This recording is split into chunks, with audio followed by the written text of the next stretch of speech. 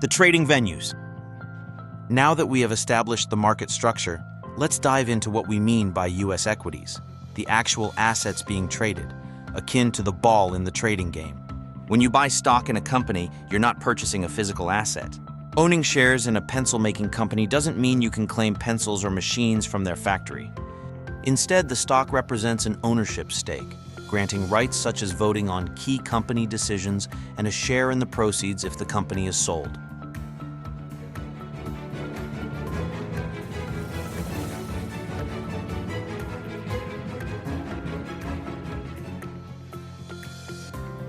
What are U.S. equities?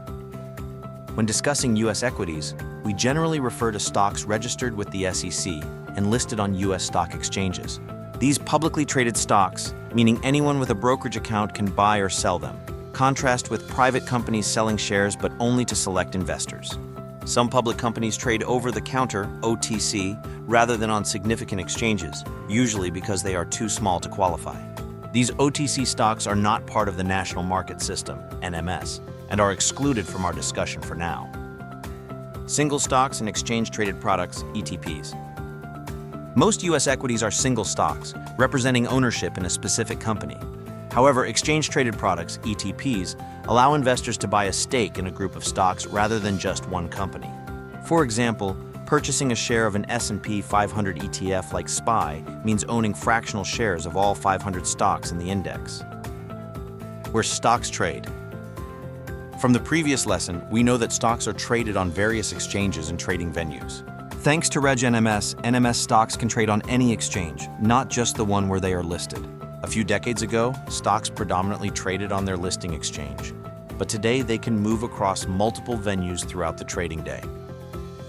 What does it mean to be listed on an exchange? If stocks can trade across multiple venues, what does it mean for a company to be listed on an exchange? A listing exchange plays three primary roles. The IPO process.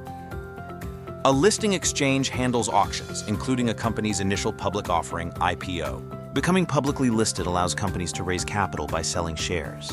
An IPO also makes shares more liquid and provides a publicly traded currency for acquisitions.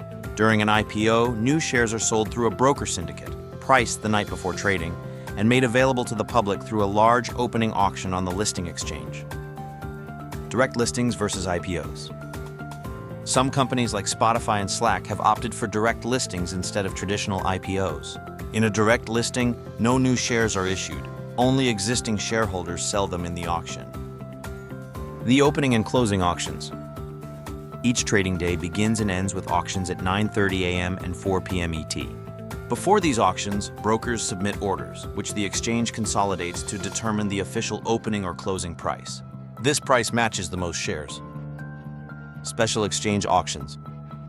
Besides the IPO and daily auctions, listing exchanges conduct special auctions when trading is halted due to volatility or major company news. These auctions help ensure an orderly market when trading resumes. Market surveillance by the listing exchange. Listing exchanges monitor trading for potential manipulative activity. They refer suspicious cases to regulators and can halt trading if necessary. They also distribute key information, like dividend announcements. Supporting public companies. In addition to regulatory duties, listing exchanges offer services to public companies to help them navigate the markets. These services vary based on the exchange and the fees companies pay to list. In this lesson, we explored what U.S. equities are, where they trade, and the role of listing exchanges. In the next lesson, we'll dive into the specifics of market participants and how they interact.